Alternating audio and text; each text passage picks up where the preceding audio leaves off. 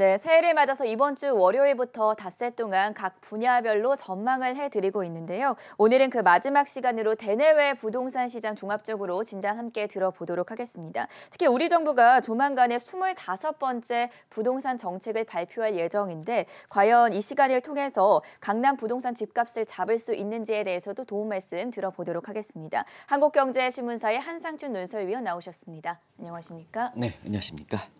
자, 위원님 먼저 트럼프 지지자들이 어제 미국 의회를 점거하는 상황 속에서 열린 뉴욕 증시 움직임 상당히 큰 주목을 받았는데 그래도 모두 상승하면서 끝났습니다. 오늘 증시 흐름 어떻게 보셨습니까?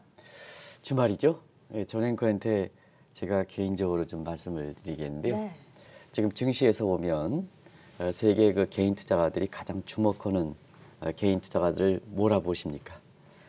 글쎄요. 네, 우리나라의 동학개미들이 네. 아마 세계 증시를 주도한다 이렇게 보겠습니다.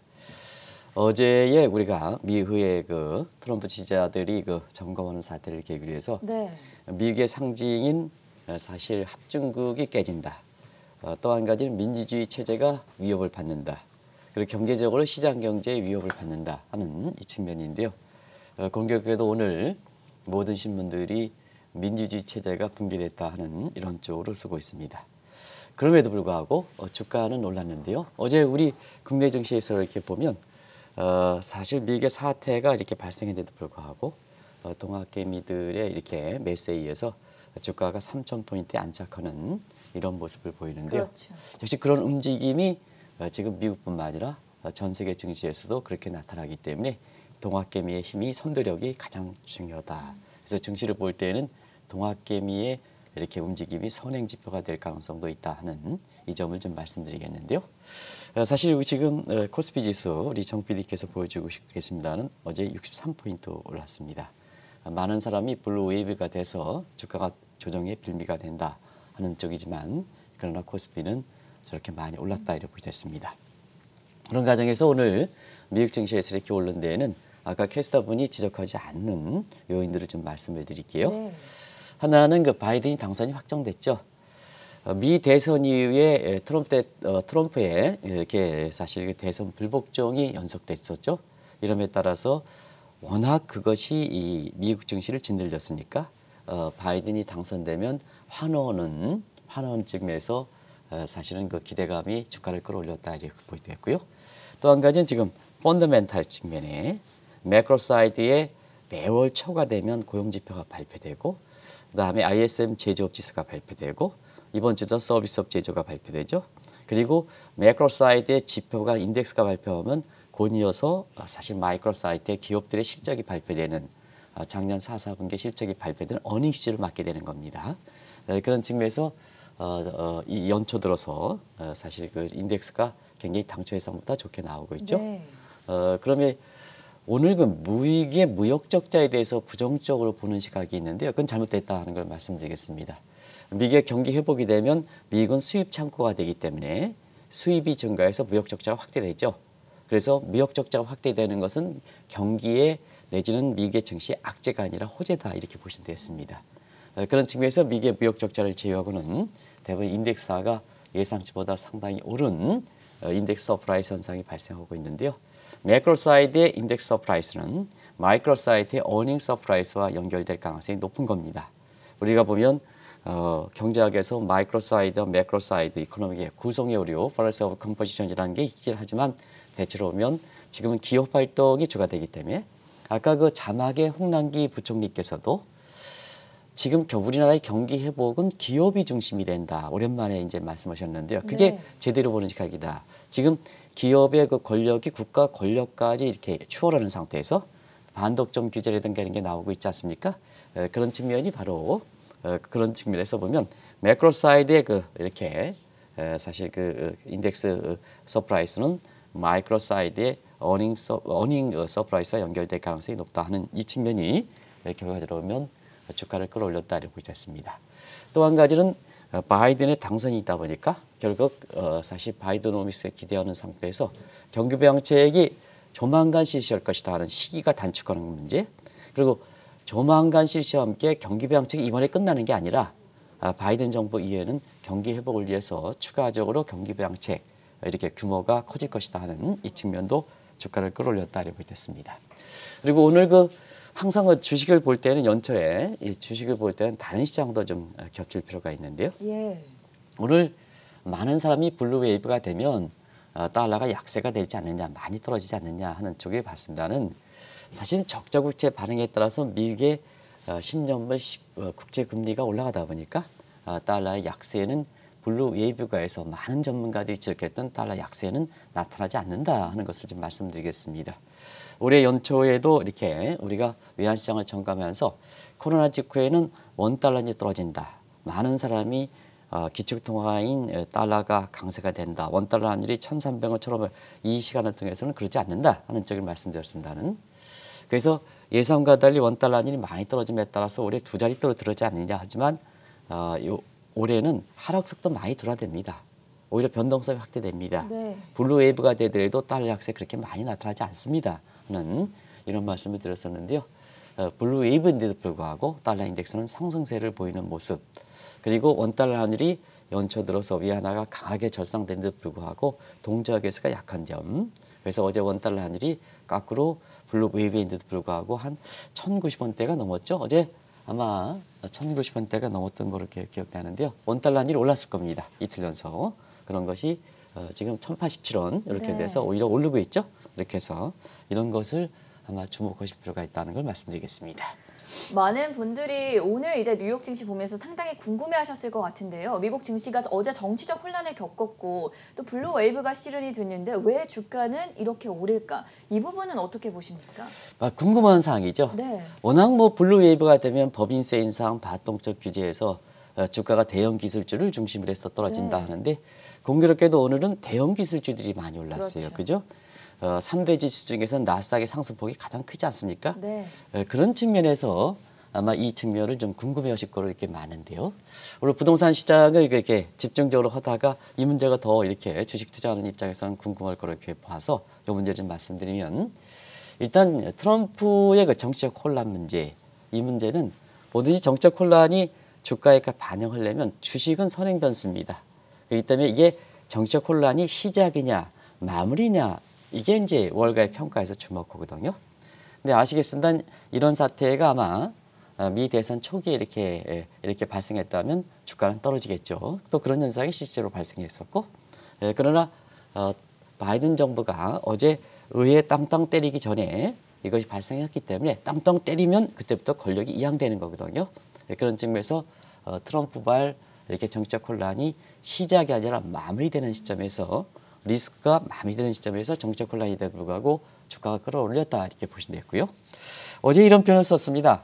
미스터 트럼프. 그래서 BBC 방송에서 생중계로 이렇게 할 때 시청자 여러분한테 트럼프가 보여준 태도 역시 어제 이렇게 해서 트럼프가 이번에 그 사태에서 보면 조장했다는 표현이 나오고 있지 않습니까? 네. 그래서 미국의 그 점잖은 전직 대통령 빌 클린턴은 그렇지 않습니다는 예를 들어서 다른 그 부시 대통령이라든가 전 대통령이 트럼프에 대해서 전직 대통령이 전직 대통령에 같이 동료가 되는 이런 입장에서 사실 그 비판하는 것은 있을 수가 없는데요.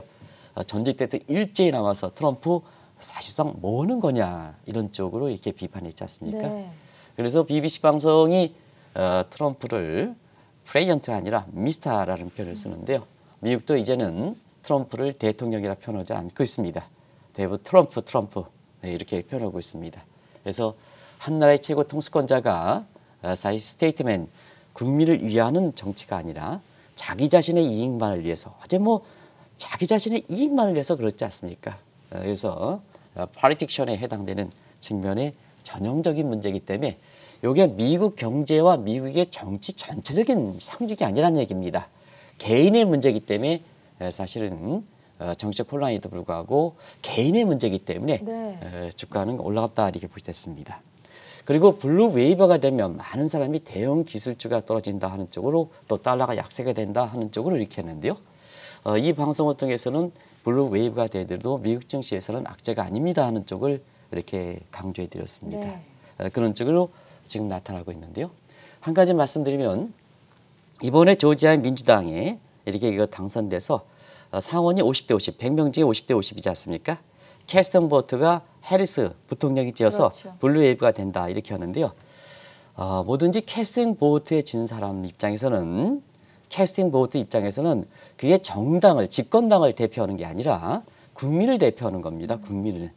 항상 캐스팅 보트라는 것은 네. 뭐든지 이해관계가 있을 때에는 집권당의 자기 자신 민주당의 이익을 대변하느냐. 물론 심정적으로 그렇게 될 수 있지만 막상 공익의 캐스팅 보트는 공익의 대표거든요. 공익의 대표.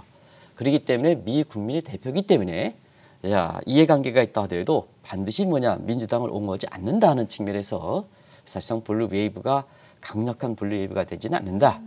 소위 상원에서 민주당이 이렇게 의석수가 많은 블루 웨이브보다는 네. 굉장히 콰이사의 성격을 띈다. 정말로 이해관계 있을 때 해리스가 국민을 대표한다. 만약에 이해관계가 있을 때는 집권당 민주당을 대면 똑같이 해리스도 차기 대선을 꿈꾸는 입장에서는 제2의 트럼프라든가 이런 쪽에 이렇게 비판을 받을 수밖에 없다 하는 측면에서 블루웨이브가 어떤 형태로 블루웨이브가 되느냐, 네. 캐스팅 보드를 갖고 있는 상태의 블루웨이브가 되느냐, 상원의 의석수가 많은 상태에서 의석수가 되느냐, 이게 좀 다른 문제다 하는 걸 말씀드리고요.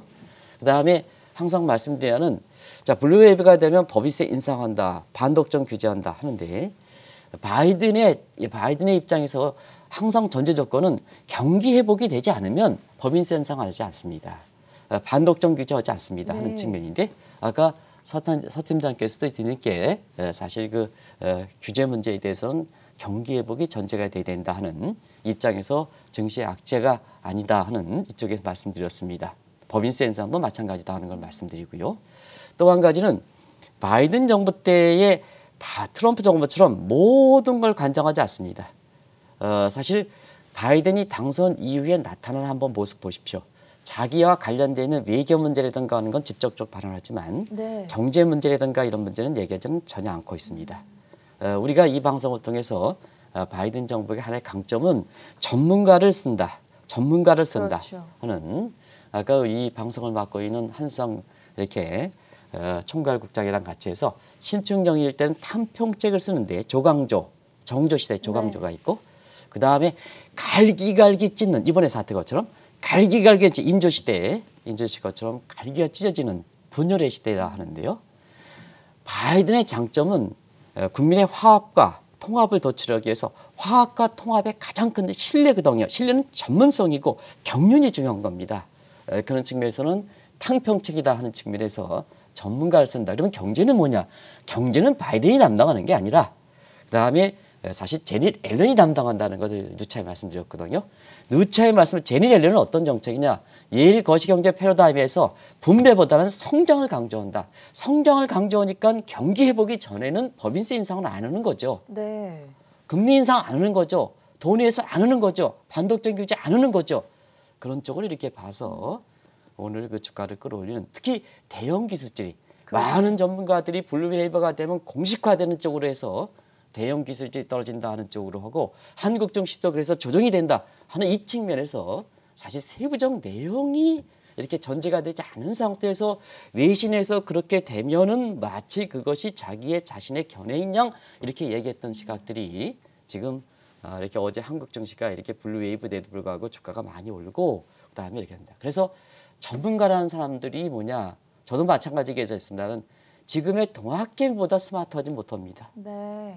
전문가들은 블루웨이브가 돼서 주가가 떨어지자 하지만 동학개미들은 그럼에도 불구하고 주가를 끌어올리지 않습니까? 그렇죠. 오늘 미국 증시도 그렇게 올리지 않습니까? 이런 측면에서 정말로 저를 포함해서 많은 사람이 방송을 해설할 때 정말 남한테 나가려면 전문적인 지식을 갖고 있어야 된다. 예를 들어서 어제 제가 시청자분한테 그런 문의를 들었습니다. 우리 방송에도 나오시는 분인데요. 손에 장을 지지더라도 트럼프 대통령이 당선된다. 그리고 블루웨이브는 실현될 가능성이 적다. 일관되게 얘기하신 분이 네. 자 방송에서 지금 거꾸로 결과가 나왔습니다. 방송 또 나오셔야 됩니까? 하는 쪽에 얘기를 하더라고요. 물론 예측이라는 게 다 맞는 건 아닙니다. 그러나 일관되게 트럼프가 된다. 내가 트럼프 대통령의 취임식에 참석했기 때문에 내가 트럼프를 안다. 취임식 참석해가지고 뭘 합니까 도대체. 미국의 대선 과정에서도 제가 한 두 차례 정도 미국의 대선을 치렀는데요. 네. 그런 측면에 한번 보면 우리가 많은 사람이 동학개미가 스마트하지 않다. 동학혁명이 실패했기 때문에 그렇다. 그래서 제가 알량한 지식 가지고 그렇게 하면 안 된다는 걸 말씀드리겠습니다.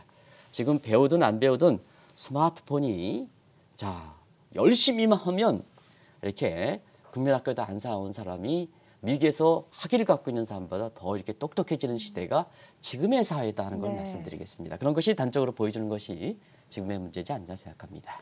위원님께서 조금 전에 이제 캐스팅 보트의 의미에 대해서 설명을 해주시기도 했지만 실제로 이번 민주당 50명 의원 중에서 한 3명 정도가 강한 민주당 성격이라고 보기보다는 공화당적인 스탠스를 어느 정도 가지고 있다라는 평가가 나오면서 월가에서도 다행스럽게 반영한 부분이라는 점도 함께 전해드리도록 하겠습니다. 하지만 어쨌든 블루 웨이브가 실현이 됐습니다. 이는 미국민들이 그만큼 화합과 통합을 바란다 이렇게 봐도 되지 않겠습니까? 네, 아무래도 이제 어제 사태를 계기로 해서 네.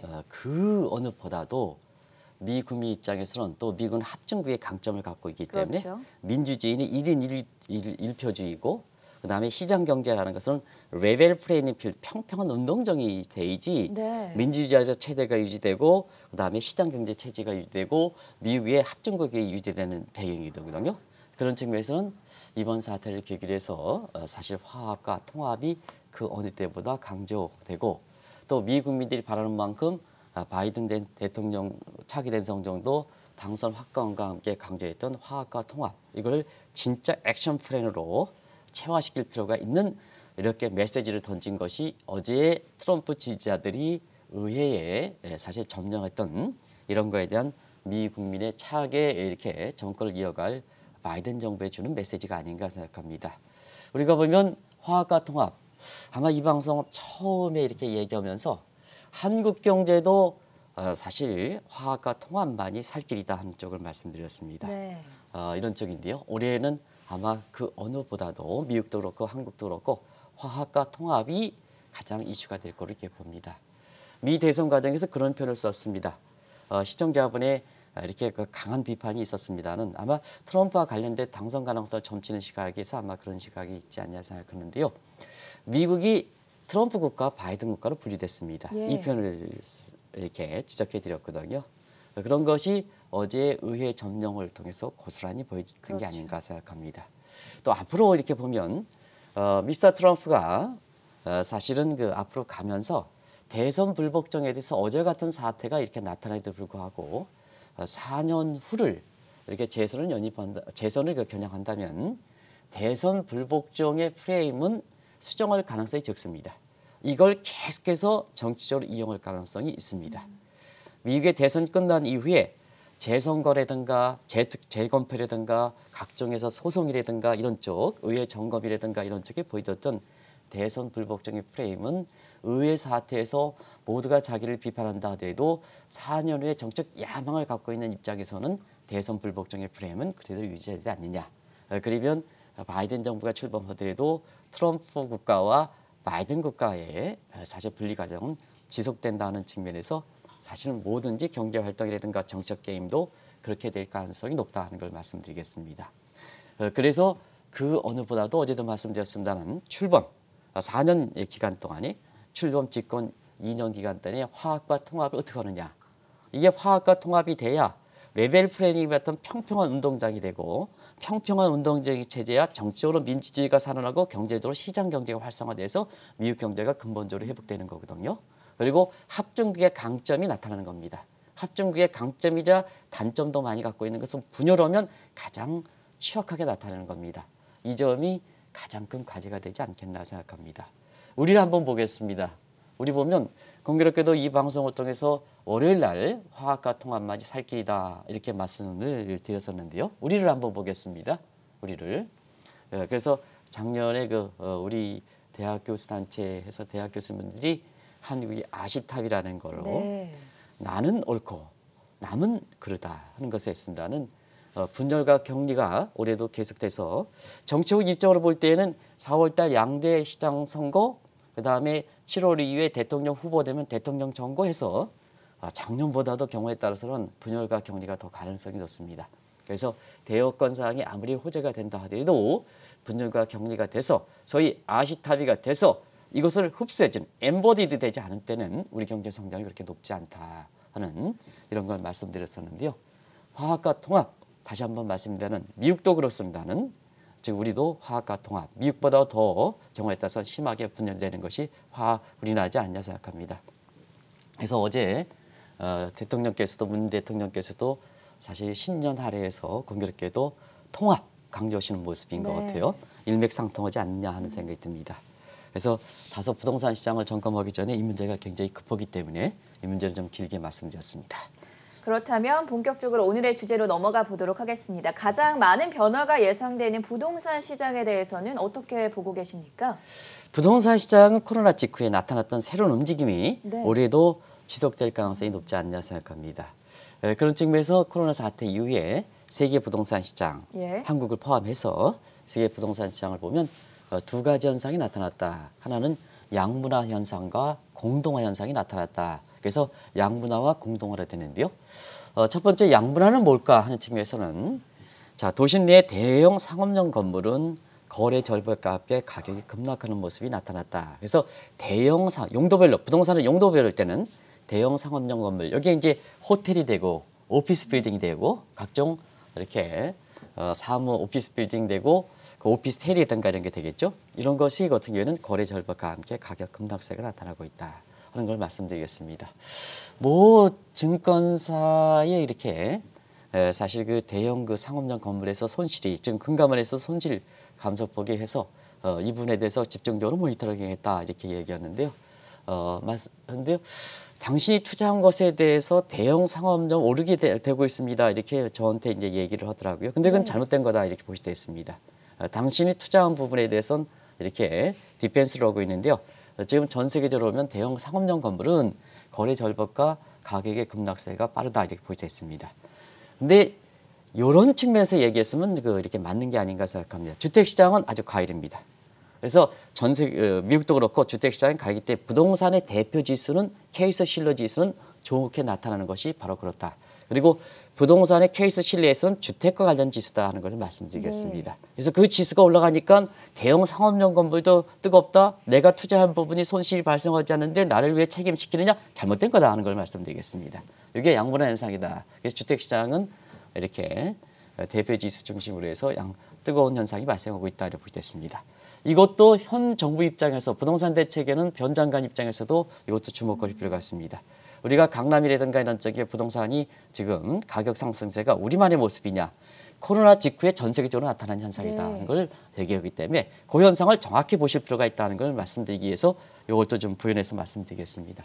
그리고 사실은 그 주택시장, 가격이 뜨거운 주택시장은 도심은 사실 고급 주택과 도심의 주택은 예를 들어서 미국의 센트럴 파크라든가 이런 쪽은 이렇게 가격이 이렇게 떠나가니까 그렇게 가격이 높지는 않다 하는 걸 말씀드리고 그래서 핵심은 가장 코어 부분은 주택 시장도 가격이 이렇게 그렇게 대형 상업용 건물보다는 그렇게 가격 하락세가 크진 않지만 거기가 부진하다. 근데 인접 지역은 지금 아주 뜨거운 열기가 되고 있다 이렇게 됐습니다.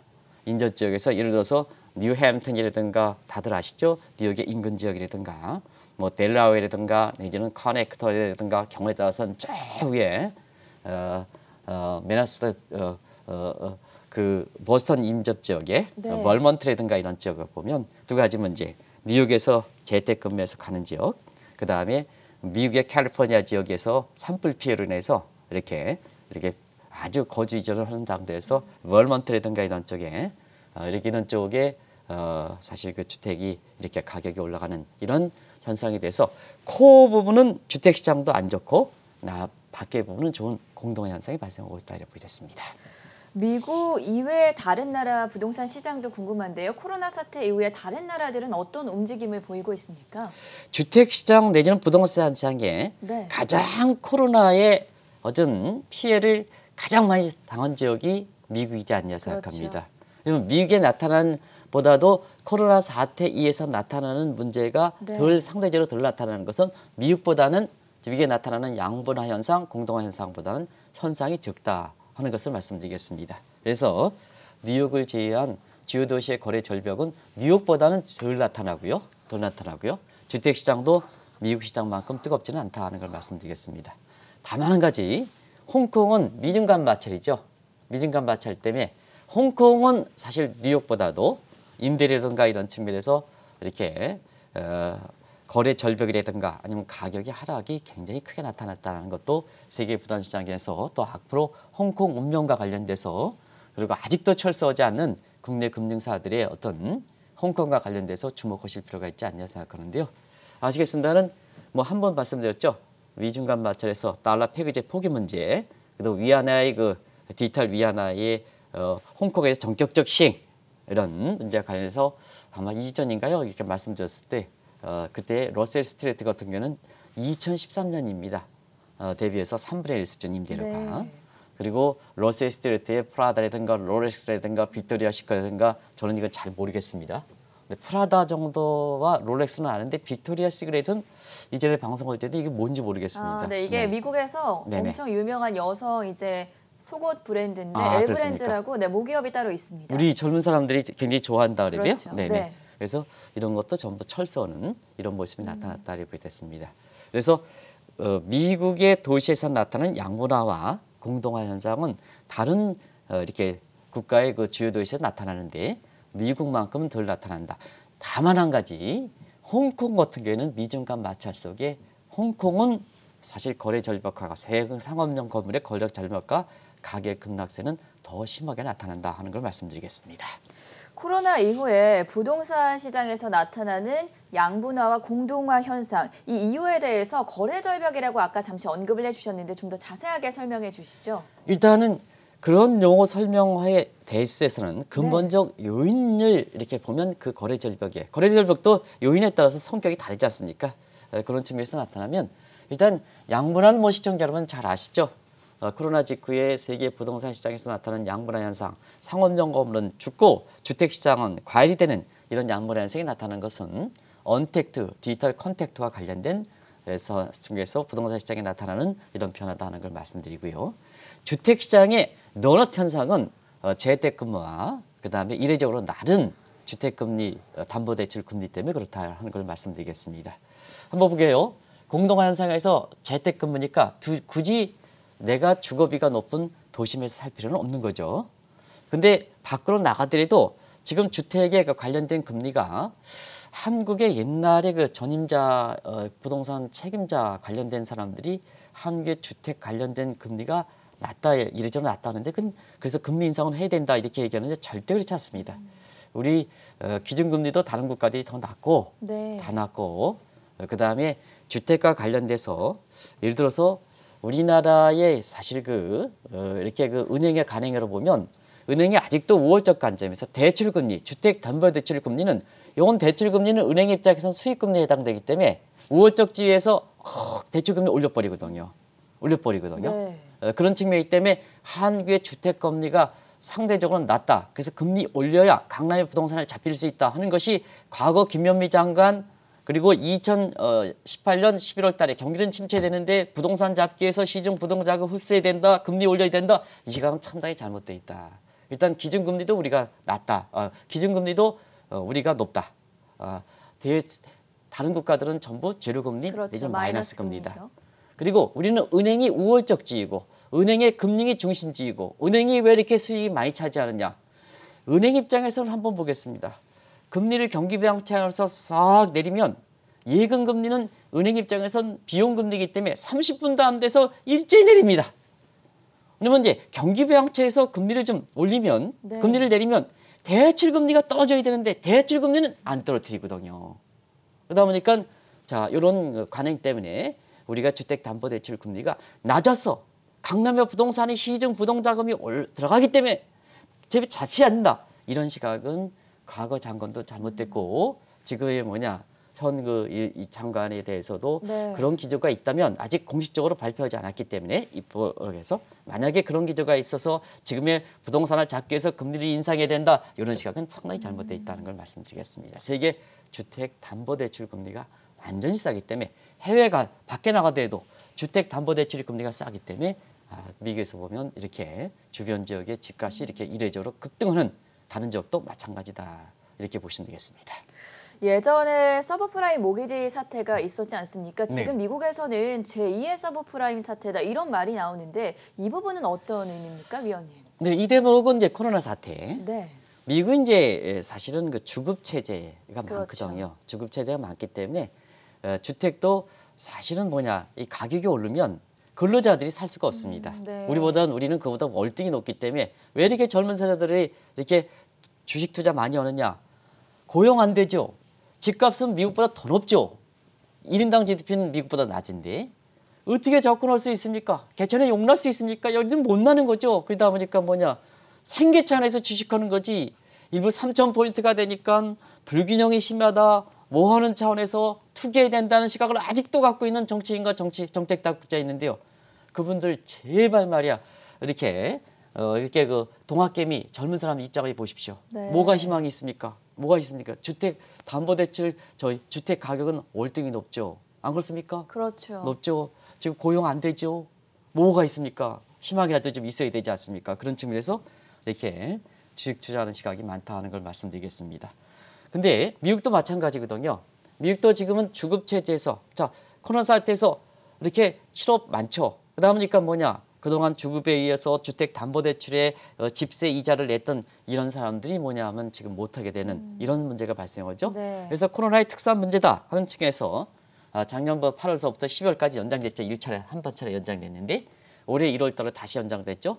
이렇게 해서 이 상황이 상당히 심각합니다. 미국은 저희들도 그 미국에서 보면 대부분 집세를 못 내면 바로 그냥 홈레스가 되거든요. 어디서 그렇게 홈레스가 되는데요. 그동안 코로나 특수한 사태 때문에 자, 은행 부분에 대해서 또 임차인, 임대인에서 임대인 부분에 대해서는 이걸 좀 양해 좀 해달라 했던 문제거든요. 근데 문제는 자, 이 과정에서 부실이 많이 발생하니까 은행 입장에서 대선 충당을 해야 되는 문제가 발생하거든요.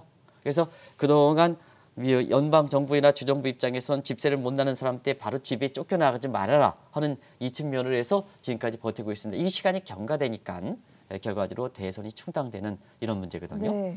그래서 경기부양책이 급해졌었고 경기부양책 관련해서 지금 경기부양책이 확정이 되다 보니까 은행이라든가 이런 부분이 주가가 올라가는 건 자, 은행이 단순히 바이드노믹스에 이렇게 소위 블루 웨이브의 수혜주가 아니라 네. 사실 경기부양책이 되다 보니까 은행의 대성 창등에 대한 상대적으로 부담을 경감시키니까 은행 부분이 올라가는 거죠. 네. 그런 부분에서 그런데요. 이 대목은 1월 말이 된다 하더라도 바이든 정부가 1월 20일에 출범했고 예. 그렇기 때문에 사실 정책적으로 집행하기 어렵습니다. 다만 블루 웨이브가 된 상태에서 바이드노믹스 탄력을 받는 건 마찬가지고 바이드노믹스의 핵심적인 사람은 제닛 앨런도 통화정책에서 완화정책 측면 출구적자 완화정책 지정이니까 이 대목은 1월 말이 들어온다 하더라도 다시 한번 연장시키는 선에서 네. 이 문제를 풀어가지 않겠나 하는 생각이 듭니다. 마지막으로 부동산 우리나라 이야기를 빼놓을 수가 없겠죠. 현 정부가 조만간 25번째 부동산 정책을 내놓을 것으로 예상이 되고 있는데 어떤 방향성 가질 거라고 예측하십니까? 네. 제가 25번이 되죠. 네. 이 얘기는 좀 어디 가서 좀 창피해서 얘기 좀 못합니다. 홍콩의 사우스 모닝 포스트에서 자주 얘기하시는 분이 우리 부동산 대책 많이 나오다 보니까 써야 되지 않았습니까? 25번 얘기하다 보니까 제가 25번 이번에 나올 때 이렇게 오면 진짜 한국 사람이 한 사람으로 창피하다는 걸 말씀드리겠습니다. 부동산 대책은 모든 정책에서 국민의 다 보편적 관심사이기 때문에 그렇죠. 사실 정책은 신뢰가 중요합니다. 네. 신뢰가 중요하면 뭐든지 다져야 되거든요. 자, 내가 대책 발표하고 한번 시청자 여러분 모르겠어요. 현 정부 출범해서 24번째 지금 현 정부가 지금 1년도 더 남았지 않습니까? 만 4년 만에 이게 24번째면 어떻게 됩니까? 1년에도 6번씩 발표했나요? 계산도 안 되겠습니다. 이게 너무 많으니까. 네. 그러면 시청자 여러분 보시겠습니다. 1년에 4, 6, 24 맞죠? 계산 맞습니다. 맞죠? 네, 6번 평균적으로요. 발표하면 2개월마다 바뀐다. 아이 그러면 나 같은도 이게 정책이 발표하는데 내일 모레 바뀔 거니까 뭐 하겠습니까? 안 하는 거죠. 진짜 현 정관 입장에서 부동산 대책 하시는 이렇게 입장에서는 오늘 좀 열 좀 내지 않으려 했었는데요. 네. 이게 오면 열이 낼 것 같습니다. 그래서 24번째, 4번째 이게 뭡니까? 이거 25번째 지금 이렇게 정책을 관장하는 사람들은 창피한지를 아시기 바랍니다. 종전의 부동산 정책 기조를 유지하겠다? 그러면 새로운 정책을 안 하는 거죠. 새로운 정책이 나올 25번째 대책도 이번에 또 분양 아파트 중심으로 해요. 현 정부 입장에서 임대 아파트 중심으로 해서 또 이제 다시 돌아갔습니다. 수요자 정책 분양 아파트 중심으로 이렇게 김현미 장관에서 이렇게 변창흠 네. 장관을 가니까 그렇게 갔다. 이렇게 얘기해요. 일단은 24번째 정책이 실패가 한 대목부터 잘못된 거 아니겠습니까? 그걸 근본적으로 점검해야죠. 변 장관 들어오신 지 얼마 됐습니까? 24번째 정책을 발표한 거에 대한 근본적으로 좀 실패 부분을 좀 점검해야죠. 시간이 필요하지 않습니까? 시간이. 뭐 급합니까? 네.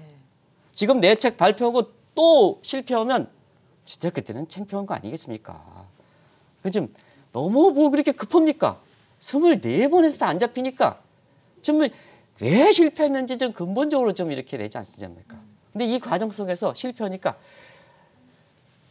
가장 부동산 대책의 최악의 상황이 발생하는 거 아니겠습니까? 이게 네. 패닉 스테이닝입니다. 패닉 스테이닝.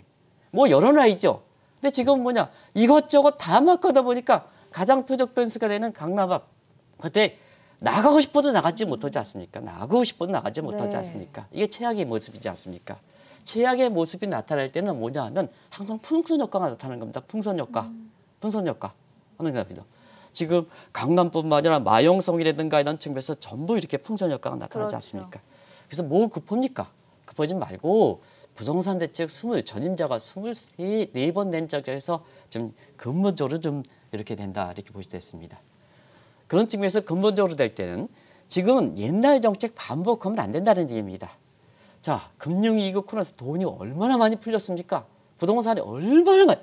이번에 코로나 사태에서 전 세계적으로 보면 세계 그렇게 주요 지역에서 보면 배 이상의 유동성이 확대됐습니다. 우리나라도 마찬가지 아닙니까? 우리 한국은행에서 안 풀었습니까? 풀고 우리는 재정 사이드에서 많이 풀었지 않습니까? 이 돈이 많이 풀었으니까 이 상태가 뉴노멀이지 않습니까? 그런 측면에서 좀 근본적으로 실패 원인을 좀 해서 지금의 옛날과 정책이 반복되는 상태에서 이것을 효과가 내기 어렵다 하는 이런 측면에서 좀 뉴노멀적인 이렇게 부동산 환경을 좀 점검해 주십사 하는 것에 변 장관에 대한 우리 국민에 대해서 애절한 좀 요구를 좀 해드리겠습니다. 애절한 권고를 좀 해드리겠습니다. 두 번째는 부동산 안정이 강남의 집값 하락됐다고 이렇게 안정된다고 이렇게 평가하는 사람 잘못됐습니다. 네. 문 대통령께서도 강남 집값이 하락됐다는 게 안정되는 게 아닙니다. 안정되는 게 아닙니다. 지금 이렇게 돈 많이 푼 것에 대해서 돈 많이 푼 것에 이런 생인데요. 사실상 그렇죠. 모든 자산 가격이 올라가지 않습니까? 그렇죠. 어떻게 경제 규모가 커지고 돈도 그렇게 많이 되는데 부동산 가격이 안정됐다는 게 가격이 하락이 된다 그게 안정입니까? 잘못됐다는 겁니다. 상대적으로 세계 부동산 시장, 세계 부동산 시장의 가격과 관련해서 비교해서 우리의 여건이 비슷한 국가들과 사정이 어떠냐 이걸 가지고 판단해야지. 국민들도 그렇고 부동산 전문가도 그렇고 그다음에 정책을 평가하는 사람도 그렇고 강남 집값이 하락돼 안정이 됐다 이런 생각은 잘못됐다는 것을 좀 꼭 좀 말씀드리겠습니다. 네. 그리고 마지막으로 말씀드리면 돈이 많습니다. 지금의 주가라든가 뭐든지 돈 흐름 때문에 그렇지 않습니까? 돈 흐름을 조절하는 것이 단순히 공급 확대하고 수요를 규제하고 각종 제도에서 그래서 세금이나 증거 이런 것보다는 돈의 흐름을 간장하는 게 굉장히 중요하다. 자, 그러면 마지막으로 말씀드리겠습니다. 지금 정부의 혁신 성장입니다. 라이프 사이클 합니다. 코로나 이때 새로운 사태 언택이 갑니다. 이런 측에서 이렇게 보면 시중 자금을 증시적으로 좀 유도하는 것이 지금 현 정부의 정책에서 마지막 문재인 정부의 제이노믹스를 정리하는 데는 가장 좋은 정책이 증시 쪽으로 가는 거다 네. 하는 것을 좀 말씀드리겠습니다. 네, 2021년 새해를 맞아서 이번 첫 주 동안은 세계 경제와 각 분야별 전망 들어보는 시간 마련했었는데요. 오늘은 그 마지막으로 부동산 시장에 대한 종합적인 판단 함께 도움 말씀 들어봤습니다. 지금까지 한국경제신문의 한상춘 논설위원이었습니다. 말씀 고맙습니다. 네, 고맙습니다.